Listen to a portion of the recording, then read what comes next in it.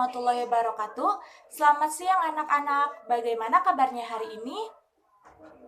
Alhamdulillah. Sekarang Ibu akan absen terlebih dahulu ya.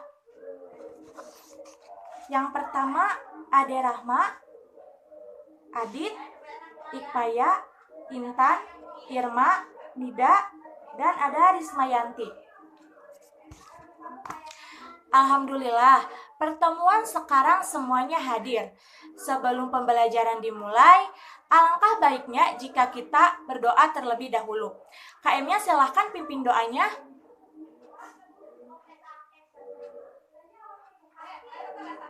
Sebelum kita masuk ke materi sekarang, minggu lalu kita telah belajar tentang hak dan kewajiban ketenagakerjaan menurut Undang-Undang Ketenagakerjaan. Apakah ada yang masih ingat? Minggu lalu kita membahas apa saja? Ada yang tahu? Ya, minggu lalu kita telah belajar mengenai apa itu ketenagakerjaan, hak dan kewajiban tenaga kerja, perlindungan hukum terhadap pekerja, dan dasar hukum perlindungan tenaga kerja. Ibu akan mengulas sedikit pembelajaran kita pada minggu lalu tentang ketenagakerjaan. Undang-Undang Nomor 13 Tahun 2003 Bab 1 Pasal 1 Ayat 1, ketenagakerjaan adalah segala hal yang berhubungan dengan tenaga kerja pada waktu sebelum, selama, dan sesudah masa kerja. Jadi, ketenagakerjaan ini membahas segala hal yang berhubungan dengan tenaga kerja, baik itu sebelum waktu bekerja maupun setelah bekerja. Sedangkan tenaga kerja berdasarkan ketentuan pasal 1 ayat 2 Undang-Undang Nomor 13 Tahun 2003 tentang ketenagakerjaan, yaitu setiap orang yang mampu melakukan pekerjaan guna menghasilkan suatu barang atau jasa, baik untuk memenuhi kebutuhan sendiri maupun untuk memenuhi kebutuhan masyarakatnya. Tenaga kerja itu sendiri mencakup buruh, pegawai negeri, baik sipil maupun swasta, dan juga karyawan. Sekarang kita akan belajar mengenai pasar monopoli, pasar oligopoli, dan pasar monopolistik. Sebelum lanjut ke materinya, Ibu akan membahas pasar terlebih dahulu. Apa itu pasar? Tentunya kalian sudah tidak asing lagi dengan yang namanya pasar, karena pasti kalian juga sering pergi ke pasar jika ingin membeli sesuatu atau ingin membeli kebutuhan kalian. Apa sih pasar itu? Pasti kalian bertanya-tanya, apa sih sebenarnya definisi pasar itu? Karena kita sering pergi ke pasar, tapi kita belum tahu nih, apa sih pasar itu? Jika kalian bertanya-tanya apa itu pasar, pasar merupakan tempat bertemunya penjual dan pembeli untuk melakukan transaksi jual beli. Jadi di pasar ini kita akan melakukan sebuah transaksi jual beli antara penjual dan pembeli. Tetapi pada zaman sekarang kita tidak usah membeli barang maupun membeli kebutuhan kita langsung ke pasar. Kita bisa menggunakan belanja online seperti di Shopee, di Tokopedia, di Lazada. Kita tinggal klik-klik barang yang kita butuhkan dan barang yang kita inginkan. Lalu barang tersebut nantinya akan langsung sampai ke alamat kita. Tidak perlu kita pergi ke pasar. Adapun faktor terbentuknya suatu pasar yaitu adanya penjual dan pembeli, adanya barang yang diperjualbelikan, adanya interaksi antar penjual dan pembeli, dan adanya media interaksi. Ada juga pasar output. Pasar output ini adalah pasar yang memperjualbelikan hasil-hasil dari produksi. Pasar output dibagi menjadi dua, yaitu pasar persaingan sempurna dan pasar persaingan tidak sempurna. Dan yang akan kita bahas sekarang yaitu pasar persaingan tidak sempurna, yaitu pasar monopoli, pasar oligopoli, dan pasar monopolistik. Dalam pembelajaran kali ini juga, Ibu akan menggunakan buku paket ekonomi kelas 10 dari penulis Sutarno, Sunarto, dan Sudarno. Bukunya seperti ini ya. Buku ini Sekarang kita masuk ke materi. Yang pertama itu ada pasar monopoli. Monopoli adalah keadaan suatu pasar yang dikuasai sepenuhnya oleh penjual. Penjual memiliki kekuasaan yang mampu memaksakan kemauannya, baik dalam bentuk harga, volume, tempat, maupun waktu pembelian barang yang akan dijualnya. Jadi, hampir dapat dikatakan bahwa dalam pasar monopoli, pengendalian pasar sepenuhnya berada di tangan penjual. Penjualah yang menampilkan tingkat harga, berapa banyak jumlah barang yang akan dijual, kapan barang akan dijual ke pasaran, tempat barang itu akan dijual, dan cara penjualannya. Karena penjual di pasar monopoli tidak memiliki pesaing. Ia dapat menaikkan atau menurunkan harga dengan cara mengubah jumlah barang yang akan ditawarkannya. Macam-macam monopoli. Yang pertama ada monopoli alam. Monopoli alam adalah monopoli yang ditimbulkan oleh faktor alam.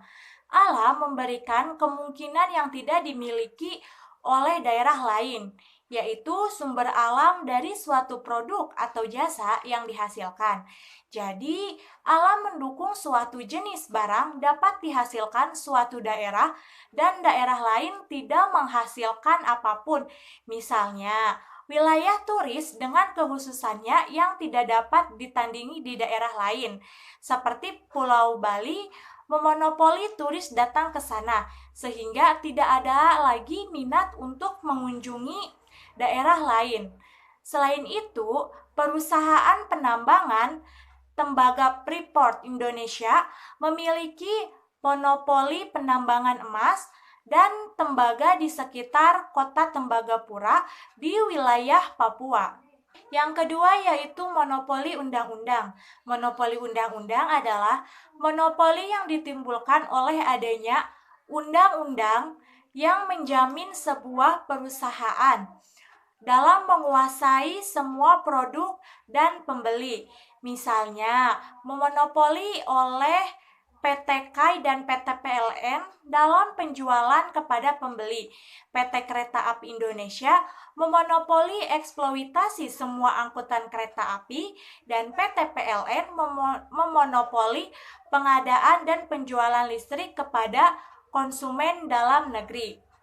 Semuanya adalah contoh monopoli yang ditimbulkan dengan jaminan undang-undang oleh pemerintah kepada sebuah perusahaan.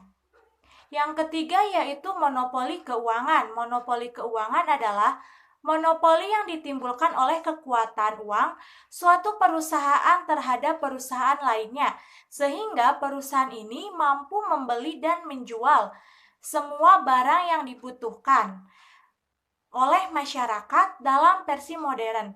Biasanya monopoli semacam ini dipegang oleh perusahaan konglomerasi yang memiliki cabang di hampir seluruh pelosok wilayah negara, bahkan melakukan kegiatan usahanya di luar negeri. Selanjutnya ada karakteristik pasar monopoli. Karakteristik pasar monopoli sangat berbeda dengan pasar persaingan sempurna. Yang pertama itu hanya terdapat satu perusahaan dalam pasar monopoli. Hanya ada satu perusahaan. Dengan demikian, barang dan jasa yang dihasilkan tidak dapat dibeli di tempat lain. Pembeli tidak mempunyai pilihan kecuali membeli barang dari perusahaan monopoli.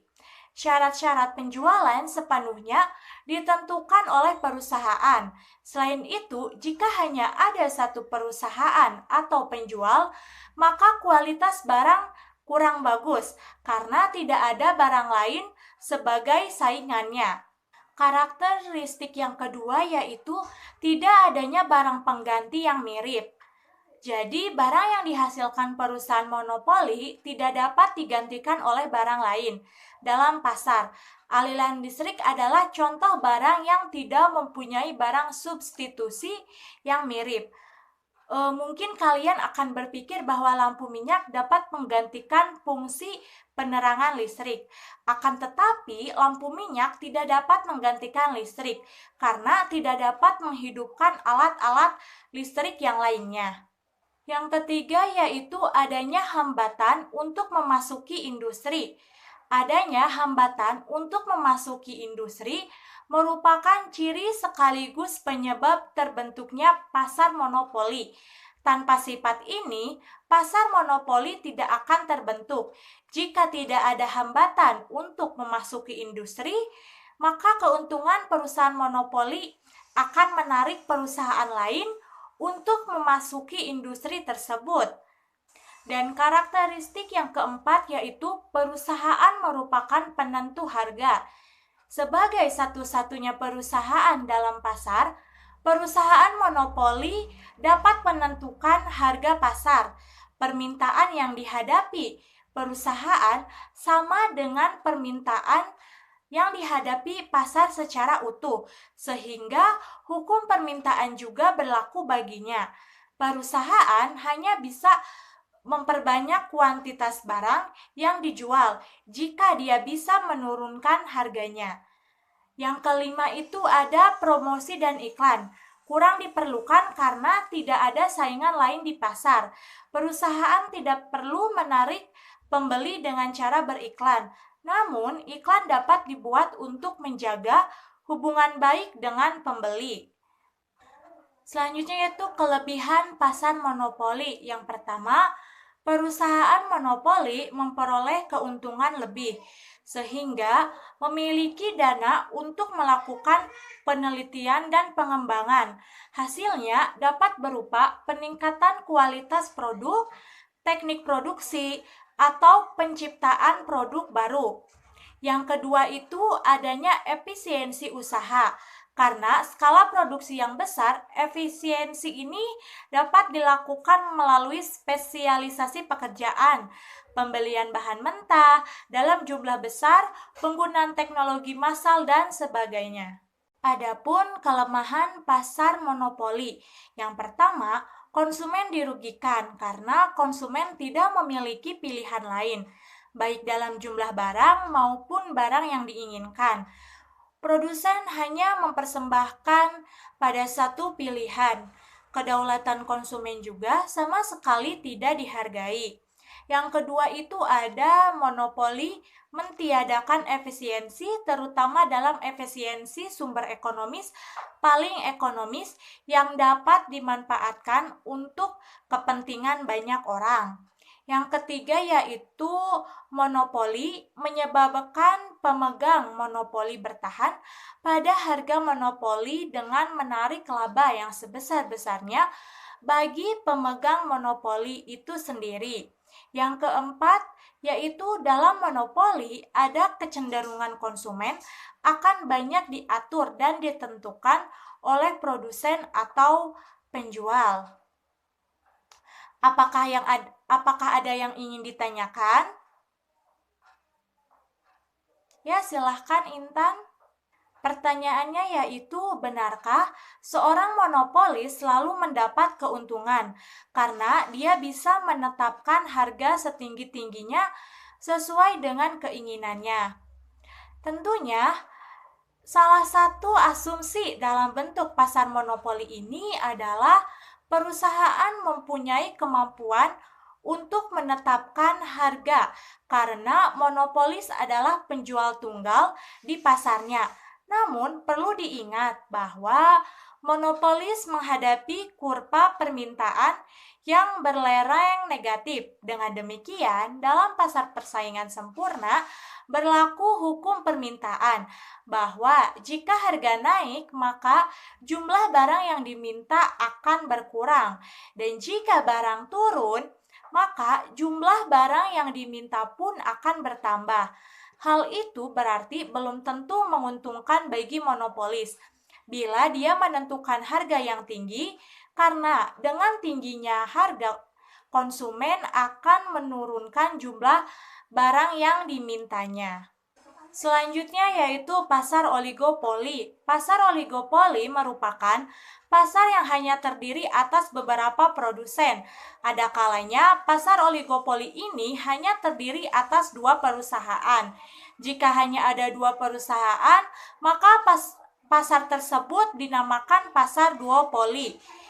Biasanya dalam pasar oligopoli terdapat beberapa perusahaan yang menguasai sebagian besar pasar, misalnya 70-80% dari seluruh produksi atau nilai penjualan.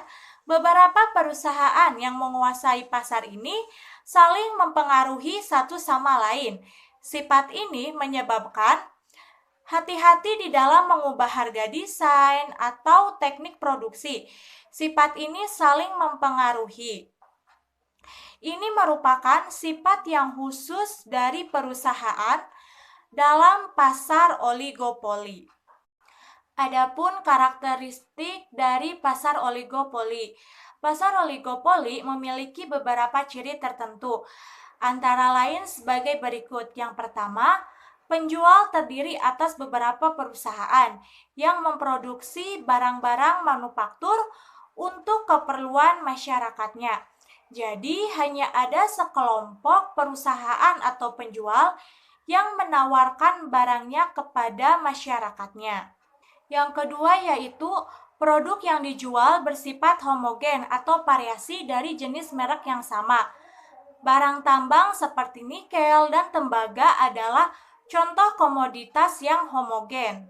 Yang ketiga ada kedudukan oligopoli juga dapat timbul jika industri atau perusahaan memiliki tingkat teknologi yang lebih canggih. Produksi dapat lebih disesuaikan dengan selera konsumen. Di samping itu, kemungkinan harga juga dapat ditekan lebih rendah. Yang keempat ada oligopoli juga dapat ditimbulkan oleh adanya merger atau penyatuan beberapa perusahaan besar. Perusahaan tersebut dapat memadukan modal kerja, teknologi, faktor produksi dengan pasar yang dapat lebih dikuasai.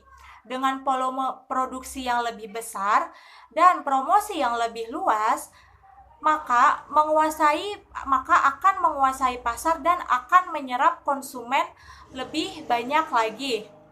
Yang kelima yaitu perusahaan yang tergabung dalam oligopoli, lazimnya ada saling ketergantungan satu sama lain.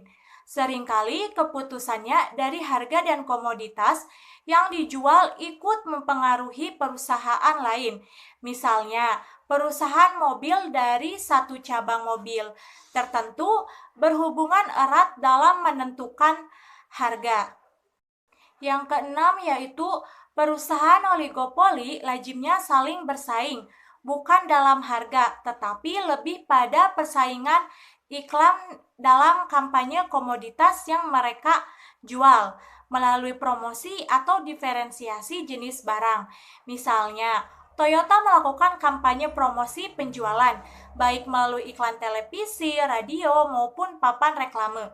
Kampanye ini diperlukan karena mereka telah mengeluarkan berbagai jenis produk. Akibatnya, oligopoli hampir sama dengan keadaan monopoli. Hal itu disebabkan tidak banyak persaingan yang terjadi antara perusahaan pemegang oligopoli itu. Hanya sejumlah perusahaan tertentu yang mampu melakukan kegiatannya di pasar tersebut. Sebelum lanjut ke materi selanjutnya, Ibu akan melakukan ice breaking terlebih dahulu untuk melihat apakah kalian masih bersemangat dan masih berkonsentrasi dalam pembelajaran kali ini atau tidak ya. Nama ice breaking ini ialah tepuk tangan selamat pagi. Jika Ibu bilang selamat pagi, maka kalian harus tepuk tangan sebanyak 1 kali. Jika Ibu bilang selamat siang, maka kalian harus tepuk tangan sebanyak 2 kali. Dan jika Ibu bilang selamat sore, maka kalian harus tepuk tangan sebanyak 3 kali. Dan jika Ibu bilang selamat malam, kalian hanya melakukan tepuk tangannya setengah saja. Kita coba ya. Selamat pagi. Selamat siang, selamat sore, selamat malam, Nah, Ibu akan mengulanginya lagi tetapi dalam ritme waktu yang lebih cepat ya. Kita ulangi. Selamat pagi, selamat siang, selamat sore, selamat malam. Dan Ibu akan melakukannya secara acak ya. Selamat pagi, selamat sore, selamat siang, selamat malam, selamat malam, selamat malam, selamat malam, selamat pagi, selamat siang, selamat malam, selamat pagi. Wah, ternyata kalian masih tetap berkonsentrasi dalam pembelajaran kali ini ya. Selanjutnya yaitu kelebihan dan kekurangan dari pasar oligopoli. Kelebihan pasar oligopoli yaitu karena perusahaan-perusahaan oligopoli mencoba menghindari persaingan harga, maka mereka lebih memusatkan diri pada persaingan, bukan barang. Hal ini mendorong mereka mengadakan pengembangan teknik produksi serta perbaikan kualitas produk. Penemuan baru tidak bisa cepat ditiru atau diimbangi perusahaan pesaing, sehingga ada dorongan kuat untuk memacu kemajuan teknologinya. Sedangkan kelemahan dari pasar oligopoli ini yaitu dalam pasar oligopoli harga barang cenderung lebih tinggi daripada persaingan sempurna. Hal ini terjadi apabila ada kesepakatan beberapa perusahaan oligopoli untuk mengendalikan harga dan produksi. Kebutuhan akan iklan juga menaikkan biaya produksi hingga lebih tinggi di atas biaya rata-rata minimum. Pasar monopolistik. Pasar monopolistik pada dasarnya, pasar monopolistik merupakan pasar yang berada di antara dua jenis pasar yang ekstrem, yaitu pasar persaingan sempurna dan pasar monopoli. Oleh karena itu, sifat pasar persaingan monopolistik ini mengandung unsur sifat pasar monopoli dan pasar persaingan sempurna.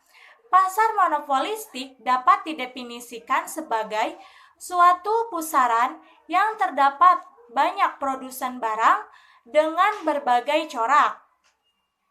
Persaingan monopolistik menunjuk pada bentuk pasar di mana terdapat banyak penjual atau produsen.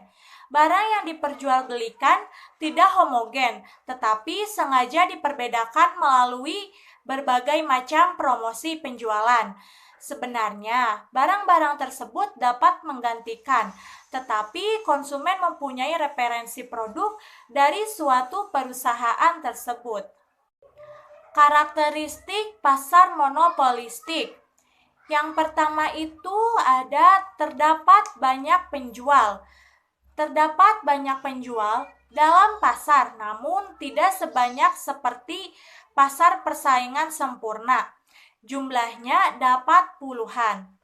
Produksi perusahaan relatif sedikit dibandingkan dengan keseluruhan produksi dalam pasar. Tidak ada satupun dari penjual tersebut yang lebih dominan dibanding dengan yang lainnya. Yang kedua itu ialah barangnya bersifat berbeda corak. Ciri ini merupakan sifat yang penting di dalam pasar persaingan monopolistik. Berdasarkan perbedaan corak ini menyebabkan barang dalam persaingan monopolistik bukan pengganti sempurna, tetapi sebagai pengganti dekat. Perbedaan corak atau diferensiasi produk ini meliputi ciri-ciri fisik, pembungkusan, kemasan, jasa pasca penjualan, dan cara pembayarannya. Yang ketiga yaitu perusahaan mempunyai sedikit kekuasaan untuk mempengaruhi harga, berbeda dengan perusahaan dalam pasar persaingan sempurna. Perusahaan dalam pasar persaingan monopolistik ini masih bisa mempengaruhi harga. Kekuasaan ini bersumber dari sifat barang yang berbeda corak. Perbedaan corak ini membuat konsumen bersifat memilih. Misalnya, konsumen lebih menyukai sabun merek X daripada merek Y. Apabila perusahaan menaikkan harga, ia masih bisa menarik pembeli walaupun jumlahnya tidak sebanyak semula. Yang keempat yaitu tidak ada hambatan untuk memasuki industri. Untuk memasuki pasar, perusahaan pendatang harus memproduksi barang yang lebih menarik daripada yang sudah ada. Penggunaan iklan akan efektif untuk meyakinkan konsumen.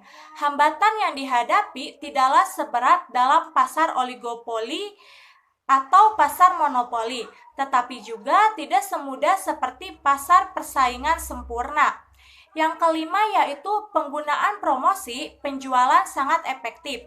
Untuk mempengaruhi cita rasa pembeli, para pengusaha melakukan persaingan, bukan harga. Caranya antara lain dengan memperbaiki mutu dan desain barang, melakukan kegiatan iklan yang terus-menerus, memberi bonus penjualan, dan sebagainya. Kelebihan pasar persaingan monopolistik. Yang pertama itu ada setiap perusahaan persaingan monopolistik akan berusaha memproduksi barang yang mempunyai sifat khusus, sehingga konsumen menerima imbalan berupa tersedianya bermacam-macam mutu, model, dan warna dari barang-barang yang dihasilkan oleh persaingan monopolistik. Konsumen juga bisa memilih barang-barang yang dikehendaki sesuai dengan selera dan uang yang dimiliki, sehingga memberikan kepuasan yang tinggi. Apabila barang-barang tadi dihasilkan oleh pasar persaingan sempurna, maka tidak ada pilihan lagi bagi konsumen, karena jenis barang-barang sama persis atau homogen.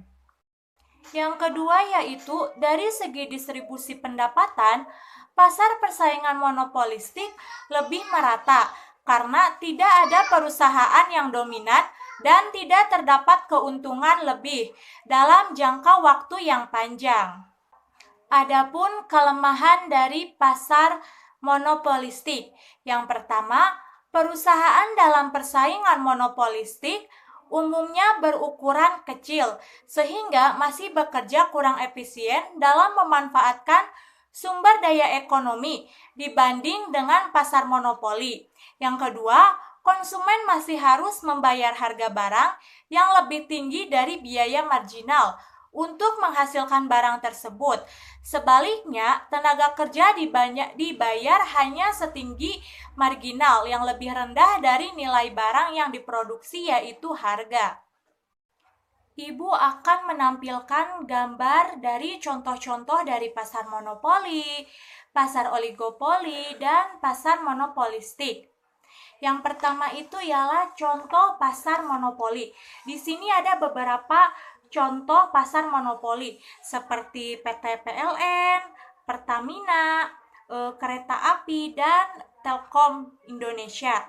Nah, perusahaan-perusahaan ini merupakan salah satu contoh dari pasar monopoli karena perusahaan-perusahaan ini tidak bisa digantikan subsidinya dengan perusahaan-perusahaan lainnya. Yang kedua itu ada contoh dari pasar oligopoli. Nah, salah satunya ialah produsen produk konsumsi rumah tangga seperti dari Unilever, Wings Food, Indofood, adapun operator telepon seluler seperti Telkomsel, XL, Tri, Indosat, ini merupakan salah satu contoh dari pasar oligopoli. Adapun contoh dari pasar monopolistik. Nah, contohnya pada produsen burger.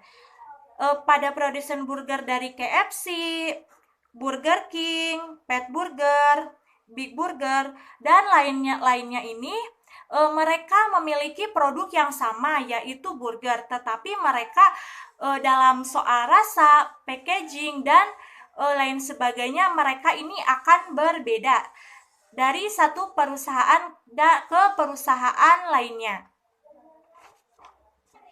Apakah ada yang ingin ditanyakan? Baik, jika tidak, Ibu akan mereview kembali materi yang telah dijelaskan. Pasar monopoli adalah keadaan suatu pasar yang dikuasai sepenuhnya oleh penjual, Penjual memiliki kekuasaan yang mampu memaksakan kemauannya, baik dalam bentuk harga, volume, tempat, maupun waktu pembelian barang yang akan dijualnya. Macam monopoli yang pertama itu ada monopoli alam, monopoli undang-undang, dan monopoli keuangan. Pasar oligopoli merupakan pasar yang hanya terdiri atas beberapa produsen. Ada kalanya pasar oligopoli itu hanya terdiri atas 2 perusahaan. Jika hanya ada 2 perusahaan, pasar seperti itu dinamakan pasar duopoli. Sedangkan pasar monopolistik menunjukkan pada bentuk pasar di mana terdapat banyak penjual atau produsen. Barang yang diperjualbelikan tidak homogen, tetapi sengaja diperbedakan atau diferensiasi melalui berbagai macam promosi penjualan. Sebenarnya, barang-barang tersebut dapat saling menggantikan, tetapi konsumen mempunyai referensi produk dari suatu perusahaan tersebut. Baik, cukup pembelajaran kita kali ini, dan untuk tugasnya kerjakan di buku paket ekonomi halaman 150-153. Ibu tutup, wabillahi taufiq wal hidayah. Wassalamualaikum warahmatullahi wabarakatuh.